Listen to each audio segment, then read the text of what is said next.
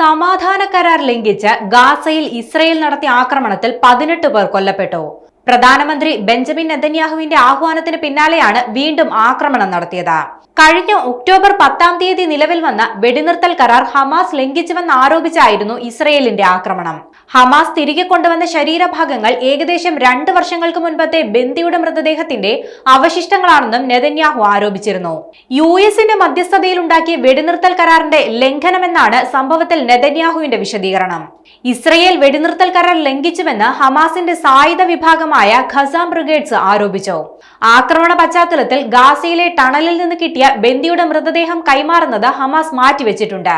ഇരുപക്ഷവും അതിർത്തി ലംഘിച്ചുവെന്നടക്കമുള്ള ആരോപണങ്ങളും ഉയരുന്നുണ്ട്.